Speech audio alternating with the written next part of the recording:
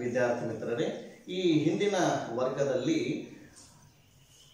ವರ್ಣಮಾಲೆ ಕುರಿತಾಗಿ ಅಧ್ಯಯನವನ್ನ ಮಾಡಿದ್ರಿ. ಇವತ್ತ ಆ ವರ್ಣಗಳು ಹುಟ್ಟತಕ್ಕಂತಹ ಸ್ಥಾನವನ್ನ, ಧ್ವನ್ಯಂಗಗಳನ್ನ, ವರ್ಣೋತ್ಪತ್ತಿ ಸ್ಥಾನವನ್ನ ಕುರಿತಾಗಿ ವಿಚಾರ ಮಾಡೋಣ. ನಾವು ಈಗ ಯಾರ ಜೊತೆ ಆದ್ರೂ ಮಾತಾಡ್ತಿರ್ತೀವಿ, ಎಲ್ಲೋ ಫೋನ್ಯಾಗ ಮಾತಾಡ್ತಿರ್ತೀವಿ, ಮಾತಾಡ್ಬೇಕಾದಾಗ ಹೇಳ್ತೀವಿ ಯಾಕೆ ನೆಗಡಿ ಬಂದದನ್ನ ಅಂತ ಕೇಳ್ತೀವಿ. ಆ ಕೇಳಬೇಕಾದ್ರೆ ಹೆಂಗ್ ಗೊತ್ತಾಯ್ತು ನಮಗಂದ್ರೆ, ಅವನಿಗೆ ಅನುನಾಸಿಕಗಳ ಉಚ್ಚಾರ ಮಾಡ್ಲಿಕ್ಕೆ ಆ ಸಂದರ್ಭದಲ್ಲಿ ಬರೋದಿಲ್ಲ. ಅದಕ್ಕಾಗಿ ಅಂದ್ರೆ ಆ ನಾಸಿಕಗಳ ಸಹಾಯದಿಂದ ಉಚ್ಚಾರ ಆಗತಕ್ಕಂಥ ಅಕ್ಷರಗಳು, ಹಿಂಗ ಧ್ವನಿ ಉತ್ಪಾದನೆಗೆ ಒಂದೊಂದು ಅಂಗಗಳು ಇಲ್ಲಿ ಸಹಾಯಕ ಆಗ್ತವ. ಅಂತಹ ವರ್ಣ ಉತ್ಪತ್ತಿ ಸ್ಥಾನಗಳು ಯಾವುವು ಅನ್ನೋದನ್ನ ನಾವು ನೋಡೋಣ. ಈಗ ಹಾರ್ಮೋನಿಯಂ ಇರ್ತದ, ತಬಲಾ ಇರ್ತದ, ಅವು ಅಲ್ಲಿ ಹಾರ್ಮೋನ್ದಲ್ಲಿ ಕರಿ ಮತ್ತು ಬಿಳಿ ಬಟನ್ಸ್ ಇರ್ತಾವ. ಆದ್ರೆ ಒಂದರ ಮೇಲೆ ಒಂದು ಒತ್ತಿದಾಗ ಒಂದೊಂದು ತರದ ನಾದ ಹೊಮ್ಮುತ್ತದೆ. ತಬಲಾದ ಮೇಲೆ ಒಂದೊಂದು ಕಡೆ ಬಡದಂಗ ಒಂದೊಂದು ತರದ ನಾದ ಹೊಮ್ಮುತ್ತದೆ. ಹಂಗ ಈ ದೇಹನೂ ಕೂಡ ಒಂದು ವಾದ್ಯ. ಇದರಿಂದ ಬಗೆ ಬಗೆಯ ನಾದಗಳು ಹೊರಹೊಮ್ಮುತ್ತವ ಅನ್ನುವುದನ್ನ ಕೇಶರಾಜ ತನ್ನ ಶಬ್ದಮಣಿ ದರ್ಪಣದಲ್ಲಿ ಬಹಳ ಸುಂದರವಾಗಿ ವರ್ಣಿಸ್ತಾನೆ. ತನುವಾದ್ಯಂ ನಾಲಗೆ ವಾದನ ದಂಡಂ ಕರ್ತೃ ಆತ್ಮನ್ ಅವನ ಮನೋ ನಿಮಿತ್ತಮಾಗೆ ಶಬ್ದಂ ಜನಿಸುಗುಂ ಧವಲ ವರ್ಣಂ ಅಕ್ಷರ ರೂಪಂ. ಎಷ್ಟು ಸುಂದರವಾಗಿ ಹೇಳ್ತಾನೆ. ಈ ತನು ಅನ್ನುವುದು ಒಂದು ವಾದ್ಯ ಇದ್ದಂಗ. ಈ ವಾದ್ಯಕ್ಕೆ ಒಂದು ವಾದನ ದಂಡ ಬೇಕಲ್ಲ, ಅದು ನಾಲಗೆ, ನಾಲಗೆ ವಾದನ ದಂಡಂ. ಈ ವಾದ್ಯವನ್ನ ನುಡಿಸುವವನು ಯಾರು ಅಂದ್ರೆ ಆತ್ಮನ್, ಒಳಗಿರ್ತಕ್ಕಂಥ ಆ ಆತ್ಮ. ಅದು ಮನಸ್ಸು ಮಾಡಿದಾಗ ಮಾತ್ರ ನಾವು ಮಾತಾಡ್ಲಿಕ್ಕೆ ಸಾಧ್ಯ. ಆತ್ಮನ್, ಆತನ ಮನೋನಿಮಿತ್ತವಾಗಿ ಶಬ್ದಂ ಜನಿಸು. ಆ ಆತ್ಮದ ಮನೋನಿಮಿತ್ತವಾಗಿ ಈ ಶಬ್ದಗಳು ಹುಟ್ಟುತ್ತವ ಅಂತ ತಿಳ್ಕೊಂಡು ಹೇಳಿ, ಈ ಅಕ್ಷರಕ್ಕ ಒಂದು ಬಣ್ಣವನ್ನ ಕೊಡ್ತಾನೆ ಕೇಶರಾಜ. ಅದು ಯಾವುದಂದ್ರೆ ಧವಲ ವರ್ಣಂ. ಧವಲ ಅಂತಂದ್ರೆ ಬಿಳಿಯ ವರ್ಣ, ಬಿಳಿಯ ವರ್ಣ ಅಂತ ತಿಳ್ಕೊಂಡು ಅದಕ್ಕೆ ಒಂದು ಬಣ್ಣವನ್ನ ಕೊಡ್ತಾನೆ ಕೇಶರಾಜ. ತದನಂತರ ಈ ಅಕ್ಷರಗಳು ಯಾವ ರೀತಿ ಜನಿಸ್ತವ ಅಂತಕ್ಕಂತಹ ವಿಧಾನವನ್ನು ಕೂಡ ಹೇಳ್ತಾನೆ ಆತ. ಹೆಂಗಪ್ಪ ಅಂದ್ರೆ ಅನುಕೂಲ ಪವನ ನಿಂ ಜೀವನಿಷ್ಠದಿಂ ನಾಭಿಮೂಲದೋಳ್ ಕಹಳೆಯ ಪಾಂಗಿನವೋಲ್ ಶಬ್ದ ದ್ರವ್ಯಂ ಜನಿಸುಗುಂ ಶ್ವೇತಂ ಅದರ ಕಾರ್ಯಂ ಶಬ್ದಂ.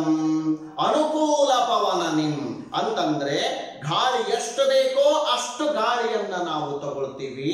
ಜೀವನಿಷ್ಠರಿಂ, ಒಳಗಿರ್ತಕ್ಕಂಥ ಆ ಜೀವಾತ್ಮನ ಇಷ್ಟಕ್ಕನುಸಾರವಾಗಿ ಶಬ್ದಗಳು ಹೊರಹೊಮ್ಮುತ್ತವ. ಎಲ್ಲಿ? ನಾಭಿ ಮೂಲದಿಂದ ಹೊರಹೊಮ್ಮುತ್ತವ. ಹೇಗೆ ಅಂದ್ರೆ ಕಹಳೆಯ ಪಾಂಗಿನ ಓಂ, ಕಹಳೆಯಂತೆ ಅದು ಹೊರಹೊಮ್ಮುತ್ತವ. ಶಬ್ದ ದ್ರವ್ಯಂ ಜನಿಸುಂ ಅಂತ ಹೇಳ್ತಾರ. ಬಹಳ ಸೂಕ್ಷ್ಮತೆಯನ್ನ ಗಮನಿಸಬೇಕು. ಒಂದು ಸಾರಿ ಎಕ್ಸಾಮ್ ನಲ್ಲಿ ಕೇಳಿದ್ರು, ಈ ಶಬ್ದವನ್ನು ದ್ರವ್ಯವೆಂದು ಸ್ವೀಕರಿಸಿದವರು ಯಾರು? ಜೈನರು, ಹಿಂದೂಗಳು, ಸಿಖ್ಖರು, ಬೌದ್ಧರು ಅಂತ ಈ ರೀತಿ ಪ್ರಶ್ನೆ.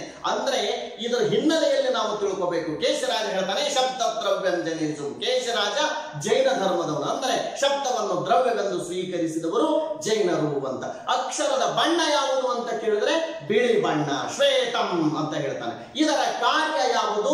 ಶಬ್ದ. ಪ್ರತಿಯೊಂದು ಮಾತನ್ನು ಕೂಡ ಕೇಶರಾಜ ಸೂಕ್ಷ್ಮವಾಗಿ ಹೇಳ್ತಾನೆ. ಇವುಗಳನ್ನೆಲ್ಲ ತಾವು ಸ್ವಲ್ಪ ಗಮನವಿಟ್ಟು ಅದನ್ನ ಕೇಳಬೇಕು, ಆಲಿಸಬೇಕು. ಒಂದು ಬಿಟ್ಟು ಎರಡು ಸರಿ ಅದನ್ನು ಓದಬೇಕು.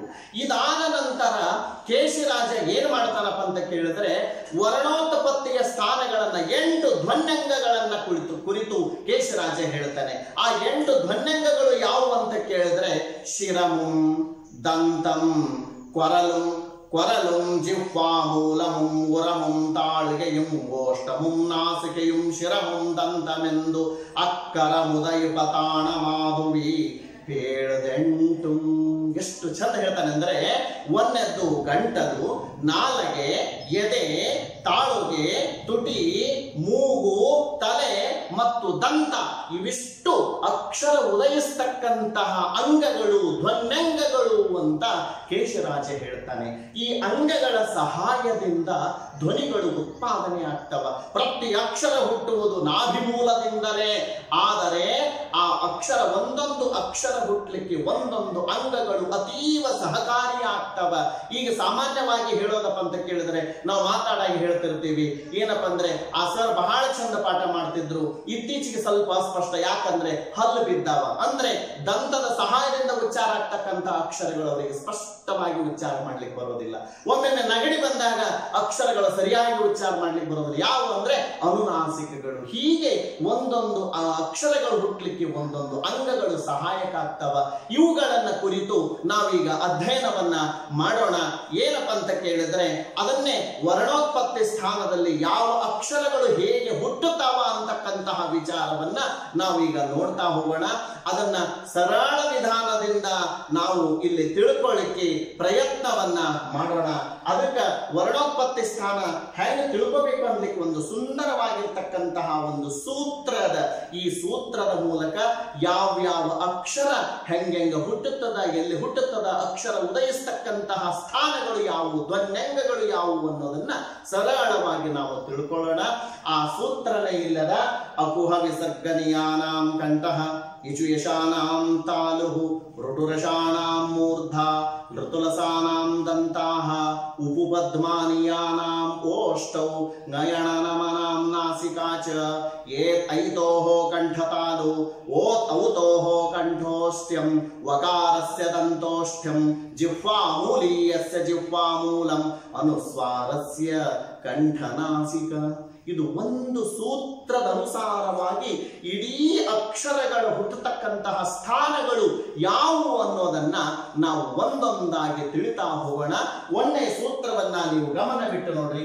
ಅಕುಹ ವಿಸರ್ಗನಿಯಾನಾಂ ಕಂಠಃ ಅಂದ್ರೆ ಈ ಸೂತ್ರವನ್ನ ಹೆಂಗ ಪದಚ್ಛೇದ ಮಾಡಬೇಕು, ಹೆಂಗ್ ಅರ್ಥೈಸಿಕೊಳ್ಬೇಕು ಅನ್ನೋದನ್ನ ಹೇಳ್ತೀನಿ. ಅಕುಹ ವಿಸರ್ಗನಿಯಾನಾಂ, ಅ ಅಂತಂದ್ರೆ ಸಂಸ್ಕೃತದಲ್ಲಿ ಒಂದು ವಿಧಾನ.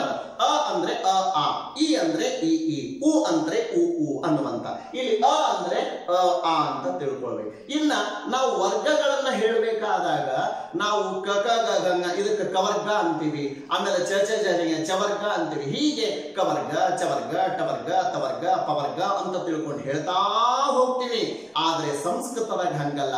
ಕವರ್ಗವನ್ನ ಕು ಅಂತ ಹೇಳ್ತಾರೆ, ಚವರ್ಗವನ್ನ ಚೂ ಅಂತ ಹೇಳ್ತಾರೆ, ಟವರ್ಗವನ್ನ ಟೂ ಅಂತ ಹೇಳ್ತಾರೆ, ತವರ್ಗವನ್ನ ತು ಅಂತ ಹೇಳ್ತಾರೆ, ಪವರ್ಗವನ್ನ ಪೂ ಅಂತ ಹೇಳ್ತಾರೆ. ಅದಕ್ಕೆ ಅ ಅಂದ್ರೆ ಅ ಆ, ಕು ಅಂದ್ರೆ ಏನು, ಕ ವರ್ಗಗಳು ಎಲ್ಲರ ಬಂದು ಅಂದ್ರೆ ಅ ಆ ಕ ಖ ಗ ಘ ನ, ಆಮೇಲೆ ಹ, ಆಮೇಲೆ ವಿಸರ್ಗ. ಅ ಆ ಕ ಕ ಗ ಗ ನ, ಹ ಮತ್ತು ವಿಸರ್ಗ. ಇದರ ವರ್ಣೋತ್ಪತ್ತಿ ಸ್ಥಾನ ಯಾವುದಂದ್ರೆ ಕಂಠ. ಇವುಗಳನ್ನೇ ನಾವು ಕಂಠ ವರ್ಣಗಳು ಅಂತ ತಿಳ್ಕೊಂಡು ಹೇಳ್ತೇವೆ. ಅ ಆ ಕ ಕ ಗ ಗ ನ, ಹ ಮತ್ತು ವಿಸರ್ಗ ಇವು ಕಂಠ ವರ್ಣಗಳು. ಅಕುಹ ವಿಸರ್ಗನಿಯಾನಾಂ ಕಂಠಃ ಅಂತ. ಇನ್ನು ಎರಡನೇ ನೋಡಿ, ಇಚು ಯಶಾನಾಂ ತಾಲುಹು. ಈ ಚ ಚ ಜ ಜಯ ಯ ಶ, ಈ ಅಂದ್ರೆ ಈ, ಚು ಅಂದ್ರೆ ಚ ಚ ಜ ಜಯ, ಯ ಶ ಇವಿಷ್ಟು ತಾಲು ಅಂತ. ತಾಲು ಅಂದ್ರೆ ನಾಲಿಗೆಯ ಮೇಲ್ಭಾಗದಲ್ಲಿರ್ತಕ್ಕಂತಹ ಅದರಿಂದ ಹುಟ್ಟತಕ್ಕಂತಹ ಅಕ್ಷರಗಳನ್ನ ತಾಲವ್ಯ ವರ್ಣಗಳು ಅಂತ ತಿಳ್ಕೊಂಡು ಹೇಳ್ತಾರೆ. ಅಕುಹ ವಿಸರ್ಗನಿಯಾನಾಂ ಕಂಠಃ ಇಚು ಯಶಾನಾಂ ತಾಲುಹು ಅಂತಕ್ಕಂಥ. ತದನಂತರ ಮೂರನೇದ್ದು ನೋಡ್ರಿ, ಋಟು ರಷಾಣಾಂ ಮೂರ್ಧಾ ಅಂದ್ರೆ ರು, ಟು ಅಂದ್ರೆ ಟ ಟ ಡ ಢ ಣ, ಟವರ್ಗ, ರು ಟವರ್ಗ, ಆಮೇಲೆ ರ, ಆಮೇಲೆ ಷಣ್ಮುಖ ಶ. ಇವಿಷ್ಟು ಯಾವುವು ಅಂತ ಕೇಳಿದ್ರೆ ಮೂರ್ಧ. ಮೂರ್ಧ ಅಂದ್ರೆ ಮೇಲ್ದಂತದ ಹಿಂಭಾಗ. ಈ ಟ ಟ ಡ ಢ ಣ ಅನ್ನಬೇಕಾದ್ರೆ ನಾಲಿಗೆ ಹೋಗಿ ಎಲ್ಲಿ ಬಡಿತದಲ್ಲ ಅದಕ್ಕೇನಂತಾರ, ಮೂರ್ಧ ಅಂತಾರ. ಮೂರ್ಧಕ್ಕೆ ನಾಲಿಗೆ ಬಡಿದಾಗ ಈ ಅಕ್ಷರಗಳು ಜನಿಸ್ತಾವ. ಆದ್ದರಿಂದ ಇವುಗಳನ್ನ ಮೂರ್ಧನ್ಯ ವರ್ಣಗಳು ಅಂತ ತಿಳ್ಕೊಂಡು ಕರೀತಾರ. ಮೂರ್ಧನ್ಯ ವರ್ಣಗಳು. ಋಟು ರಷಾಣಾಂ ಮೂರ್ಧ ಅಂತ ತಿಳ್ಕೊಂಡು. ಆಮೇಲೆ ಋತುಲಸಾನಾಂ ದಂತಾಹ. ಋ ತ ತ ದ ಧನ್ನ, ಲ ಸ ಇವುಗಳ ವರ್ಣೋತ್ಪತ್ತಿ ಸ್ಥಾನ ದಂತ್ಯವರ್ಣ. ಋ ತ ತ ದ ಧ ನ, ಲ ಮತ್ತು ಸ ಆಗಲೇ ಇದು ರು ನಿನ್ನೆ ಕೇಶರಾಜ ಹೇಳಬೇಕಾದ ಸಂದರ್ಭದಲ್ಲಿ ವರ್ಣಮಾಲೆ ಹೇಳಬೇಕಾದ ಸಂದರ್ಭದಲ್ಲಿ ಹೇಳಿದೆ ರು ಅಂತಕ್ಕಂಥದ್ದು. ತು ಅಂದ್ರೆ ತವರ್ಗ, ಆಮೇಲೆ ಲ ಸ ಇವಿಷ್ಟು ಯಾವಪ್ಪ ಅಂದ್ರೆ ದಂತ್ಯ. ಈ ಅಕ್ಷರಗಳನ್ನ ನೀವು ಅಂದು ನೋಡ್ರಿ, ತ ತ ದ ಧ ನ ಅನ್ನಬೇಕಾದಾಗ ಆ ನಾಲಿಗೆ ಹಲ್ಲಿನ ಸಂಧಿಯಲ್ಲೇ ಹೊಳ್ಳಾಡ್ತದೆ. ಆದ್ದರಿಂದ ಇವುಗಳನ್ನ ದಂತವರ್ಣಗಳು ಅಂತ ತಿಳ್ಕೊಂಡು ಕರೀತಾರೆ. ಇನ್ನು ನೆಕ್ಸ್ಟ್ ಮುಂದಿಂದು ಉಪಧ್ಮಾನೀಯಾನಾಂ ಓಷ್ಠೌ. ಉಪಧ್ಮಾನೀಯಾನಾಂ ಓಷ್ಠೌ. ಉ ಅಂದ್ರೆ ಉ, ಪು ಅಂದ್ರೆ ಪ ಪ ಬ ಭ ಮ ಇವಿಷ್ಟು ಉ ಪ ಪ ಬ ಭ ಮ. ಆಮೇಲೆ ನಿನ್ನೆ ಯೋಗವಾಹಗಳನ್ನು ಹೇಳಬೇಕಾದಾಗ ಹೇಳಿದ್ದೆ ಜಿಹ್ವಾಮೂಲಿಯ ಉಪಧ್ಮಾನೀಯ. ಇಲ್ಲಿ ಉಪಧ್ಮಾನೀಯದ ಅಕ್ಷರ ಯಾವ್ದಪ್ಪ ಅಂದ್ರೆ ಓಷ್ಠ ವರ್ಣ. ಓಷ್ಠ ಅಂದ್ರೆ ತುಟಿ. ಈ ಪ ಪ ಬ ಭ ಮ ಅಂದ್ರೆ ನೋಡ್ರಿ ಪ ಪ ಬ ಭ ಮ ಅನ್ನಬೇಕಾದಾಗ ತುಟಿ ಒಂದಕ್ಕೊಂದು ಹೊಡ್ಕೊಂತಾವ. ಆದ್ದರಿಂದ ತುಟಿಗಳ ಸಹಾಯದಿಂದ ಇದು ಜನಿಸ್ತಾವ. ಆದ್ದರಿಂದ ಈ ವರ್ಣಗಳನ್ನ ಓಷ್ಠ ವರ್ಣಗಳು ಅಂತ ತಿಳ್ಕೊಂಡು ಕರೀತಾರ. ಓಷ್ಠ ವರ್ಣಗಳು ಉ ಪ ಪ ಬ ಭ ಮ ಉಪಧ್ಮಾನೀಯ ಇವು ಓಷ್ಠ ವರ್ಣಗಳು ಅಂತ. ಇನ್ನು ತದನಂತರ 5 ವರ್ಗಗಳನ್ನು ಕುರಿತು ಹೇಳಿದೆ. ಕವರ್ಗದ ವರ್ಣೋತ್ಪತ್ತಿ ಸ್ಥಾನ ಕಂಠ್ಯ, ಚವರ್ಗದ್ದು ತಾಲವ್ಯ, ಆಮೇಲೆ ಟವರ್ಗದ್ದು ಮೂರ್ಧನ್ಯ, ಆಮೇಲೆ ತವರ್ಗದ್ದು ದಂತ್ಯ, ಪವರ್ಗದ್ದು ಓಷ್ಠ್ಯ. ಇನ್ನು ಮುಂದಿನ ನೋಡ್ರಿ ನಯನ ನಮ ನಾಂ ನಾಸಿಕಾಚ. ನಯನ ನಾಮಗಳು ಇವು ನಾಸಿಕದ ಸಹಾಯದಿಂದ ಜನಿಸುತ್ತವೆ ಅಂತಕ್ಕಂಥ. ಈಗ ನಿಮಗೊಂದಿಲ್ಲಿ ಡೌಟ್ ಬರಬೇಕು, ಏನಪ್ಪ ಅಂತ ಕೇಳಿದ್ರೆ ಈ ಎಲ್ಲಾ ಅಕ್ಷರಗಳು ಹಿಂದೆ ಎಲ್ಲಾ ವರ್ಗದಲ್ಲಿ ಒಂದೊಂದು ಬಂದು ಹೋಗಿ ಬಿಟ್ಟಾವ. ಈ ಉದಾಹರಣೆ ನ ಅಂತಕ್ಕಂಥದ್ದು ಇದು ಕಂಠ್ಯ ಅಂತ, ಯ ಅನ್ನುವಂಥದ್ದು ಇದು ತಾಲವ್ಯ, ಣ ಅನ್ನುವುದು ಮೂರ್ಧನ್ಯ, ನ ಅನ್ನುವುದು ದಂತ್ಯ, ಮ ಅನ್ನುವುದು ಓಷ್ಠ್ಯ. ಅಲ್ಲಲ್ಲಿ ಅದು ಬಂದು ಬಿಟ್ಟದ. ಮತ್ತೆ ಇದು ಏನು ಅಂತ ಕೇಳಿದ್ರೆ ನಾನು ಇಲ್ಲಿ ಆಯಾ ವರ್ಗದ ಸ್ಥಾನ ಬೇಕು, ಅದರ ಜೊತೆಗೆ ನಾಸಿಕನು ಅತಿ ಮುಖ್ಯವಾಗಿರತಕ್ಕಂಥದ್ದು. ಈಗ ನ ಅನ್ನಬೇಕಾದ್ರೆ ನಾಸಿಕನೂ ಬೇಕು, ಜೊತೆಗೆ ಕಂಠನೂ ಬೇಕು. ಯ ಅನ್ನಬೇಕಾದ್ರೆ ನಾಸಿಕನೂ ಬೇಕು, ಜೊತೆಗೆ ತಾಲವ್ಯನೂ ಬೇಕು. ಣ ಅನ್ನಬೇಕಾದ್ರೆ ನಾಸಿಕನೂ ಬೇಕು, ಜೊತೆಗೆ ಮೂರ್ಧನ್ಯನೂ ಬೇಕು. ನ ಅನ್ನಬೇಕಾದ್ರೆ ನಾಸಿಕನೂ ಬೇಕು, ಜೊತೆಗೆ ದಂತ್ಯನೂ ಬೇಕು. ಮ ಅನ್ನಬೇಕಾದ್ರೆ ನಾಸಿಕನೂ ಬೇಕು, ಜೊತೆಗೆ ಅಲ್ಲಿ ಓಷ್ಠ್ಯನೂ ಬೇಕು. ಅದಕ್ಕೆ ನ ಅಂತಕ್ಕಂಥದ್ದು ನಾಸಿಕ ಹೌದು, ಆದರೆ ಇನ್ನೂ ಸರಿಯಾದ ಸಮೀಪದ ಉತ್ತರ ಯಾವುದಪ್ಪ ಅಂತ ಕೇಳಿದ್ರೆ ಕಂಠನಾಸಿಕ. ಯ ಅಂತಕ್ಕಂಥದ್ದು ತಾಲವ್ಯ ನಾಸಿಕ, ಣ ಅನ್ನುವುದು ಮೂರ್ಧನ್ಯ ನಾಸಿಕ, ಆಮೇಲೆ ನ ಅನ್ನುವುದು ದಂತ್ಯನಾಸಿಕ, ಮ ಅನ್ನುವುದು ಓಷ್ಠನಾಸಿಕ ಅಂತ ತಿಳ್ಕೊಂಡು ಇವುಗಳನ್ನ ಗುರುತಿಸಬಹುದು ಅನ್ನುವಂತ. ಇನ್ನ ತದನಂತರ ಮುಂದಿನ ನೋಡ್ರಿ ಐತೋಹೋ ಕಂಠತಾಲು ಅಂದರೆ ಎ ಐ ಈ 3 ಅಕ್ಷರಗಳ ಇದು ಯಾವುದಪ್ಪ ಅಂದ್ರೆ ಕಂಠತಾಲು. ಈಗ ಉದಾಹರಣೆಗೆ ಐ 2 ಬೇಕು, ಒಂದು ಕಂಠನೂ ಬೇಕು, ಜೊತೆಗೆ ತಾಲು ಬೇಕು. ಕಂಠ ಮತ್ತು ತಾಲು ಎರಡೂ ಬೇಕು. ಈಗ ದೇವ ಪ್ಲಸ್ ಇಂದ್ರ, ಈ ಸ್ವಲ್ಪ ಗಮನ ಕೊಟ್ಟು ನೋಡ್ರಿ, ಇಲ್ಲಿ ಅ ಅದ, ಇಲ್ಲಿ ಎ ಅದ, ಎರಡೂ ಸೇರಿ ಎ ಆಗ್ಯದ. ಅದ ವರ್ಣೋತ್ಪತ್ತಿ ಸ್ಥಾನ ಕಂಠ, ಈದ ವರ್ಣೋತ್ಪತ್ತಿ ಸ್ಥಾನ ತಾಲವ್ಯ. ಈ ಎರಡೂ ಸೇರಿ ಎ ಆಗ್ತದ. ಆದ್ದರಿಂದ ಈ ಎ ವರ್ಣಗಳು ಏನವಲ್ಲ ಕಂಠ ತಾಲವ್ಯ ವರ್ಣಗಳು ಅಂತ ತಿಳ್ಕೊಂಡು ಹೇಳ್ತಾರೆ. ಐತೋಹೋ ಕಂಠ ತಾಲು ಅಂತ. ಇನ್ನು ನೆಕ್ಸ್ಟ್ ಮುಂದಿನ ನೋಡ್ರಿ ಔತೋಹೋ ಕಂಠೋಷ್ಠಂ. ಓ ಔ ಇದು ಕಂಠೋಷ್ಠ್ಯ ಅಂತ ಹೇಳ್ತಾರೆ. ಈಗ ಔ ಇದರ ವರ್ಣೋತ್ಪತ್ತಿ ಸ್ಥಾನ ಕಂಠ ಮತ್ತು ಓಷ್ಠ್ಯ ಅಂತ. ಇದನ್ನು ಸ್ವಲ್ಪ ಗಮನ ಕೊಡ್ರಿ. ಈಗ ನವೋದಯ ಅಂತ ತಿಳ್ಕೊಂಡು ನೀವು ನೋಡಿದಾಗ ಸ್ವಲ್ಪ ಇಲ್ಲಿ ನೋಡ್ರಿ ಅ ಪ್ಲಸ್ ಉ ಇಸ್ ಈಕ್ವಲ್ ಟು ಏನಾಗ್ತದ ಓ ಆಗ್ತದ. ಅ ಪ್ಲಸ್ ಉ ಇಸ್ ಈಕ್ವಲ್ ಟು ಓ ಆಗ್ತದ. ಅದ ವರ್ಣೋತ್ಪತ್ತಿ ಸ್ಥಾನ ಕಂಠ, ಊದ ವರ್ಣೋತ್ಪತ್ತಿ ಸ್ಥಾನ ಓಷ್ಠ್ಯ. ಇವೆರಡೂ ಸೇರಿ ಅದನ್ನು ಉಚ್ಚಾರ ಮಾಡ್ತೀರಿ, ಓವನ್ನು ಉಚ್ಚಾರ ಮಾಡ್ತೀರಿ. ಆದ್ದರಿಂದ ಅದು ಕಂಠೋಷ್ಠ್ಯ ಅಂದ್ರೆ ಔದ ವರ್ಣೋತ್ಪತ್ತಿ ಸ್ಥಾನ ಕಂಠೋಷ್ಠ್ಯ ಅಂತ. ಆಮೇಲೆ ವಕಾರಸ್ಯ ದಂತೋಷ್ಠ್ಯಂ, ಓದ ವರ್ಣೋತ್ಪತ್ತಿ ಸ್ಥಾನ ದಂತೋಷ್ಠ್ಯ. ಓದ ವರ್ಣೋತ್ಪತ್ತಿ ಇದು ಯಾವುದು ಅಂತ ಕೇಳಿದ್ರೆ ದಂತೋಷ್ಠ್ಯ ಅಂತ ಹೇಳಬೇಕು. ಜಿಹ್ವಾಮೂಲೀಯಸ್ಯ ಜಿಹ್ವಾಮೂಲಂ, ಜಿಹ್ವಾಮೂಲದ ವರ್ಣೋತ್ಪತ್ತಿ ಸ್ಥಾನ ಜಿಹ್ವೆಯ ಮೂಲ, ನಾಲಿಗೆಯ ಮೂಲ ಏನದಲ್ಲ ಅದೇ ಜಿಹ್ವಾ ಮೂಲದ ವರ್ಣೋತ್ಪತ್ತಿ ಸ್ಥಾನ. ಇನ್ನು ಕೊನೆಯದಾಗಿ ಅನುಸ್ವಾರಸ್ಯ ಕಂಠನಾಸಿಕ. ಕಂಠನಾಸಿಕ ಯಾವುದು? ಅನುಸ್ವಾರ ಕಂಠ ವರ್ಣ ಅನುಸ್ವಾರದ ವರ್ಣೋತ್ಪತ್ತಿ ಸ್ಥಾನ ಕಂಠನಾಸಿಕ ಅಂತ ತಿಳ್ಕೊಂಡು ಹೇಳಬಹುದು. ಇಷ್ಟೆಲ್ಲ ನಾವು ಎಲ್ಲಾ ಅಕ್ಷರಗಳನ್ನ ಹೇಳಿದಿವಿ.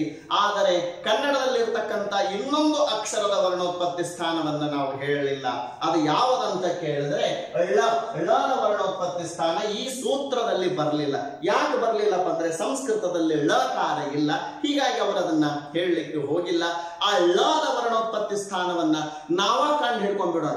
ಳ ಅನ್ಬೇಕಾದಾಗ ನಾಲಿಗೆ ಎಲ್ಲಿ ಬಡಿತದಂದ್ರೆ ಟ ಟ ಡ ಢ ಣ ಅನ್ಬೇಕಾದಾಗ ಳ ಅನ್ಬೇಕಾದಾಗ ಅಲ್ಲೇ ಬಡಿತದ. ಆದ್ದರಿಂದ ಳದ ವರ್ಣೋತ್ಪತ್ತಿ ಸ್ಥಾನ ಯಾವುದು ಅಂದ್ರೆ ಮೂರ್ಧನ್ಯ ಅಂತ ಹೇಳಬಹುದು. ಹೀಗೆ ಆ ವರ್ಣಗಳು ಹುಟ್ಟತಕ್ಕಂತಹ ಸ್ಥಾನಗಳು ಯಾವುವು ಅನ್ನುವಂತಹ ವಿಚಾರವನ್ನ ಈ ಸೂತ್ರದ ಮೂಲಕ ಸರಳವಾಗಿ ನೀವು ಗುರುತಿಸಬಹುದು ಅನ್ನುವಂತ ಇಷ್ಟು ಈ ವರ್ಣೋತ್ಪತ್ತಿ ಸ್ಥಾನದ ಕುರಿತಾಗಿ ನೀವು ತಿಳ್ಕೊಂಡ್ರೆ ಸಾಕು.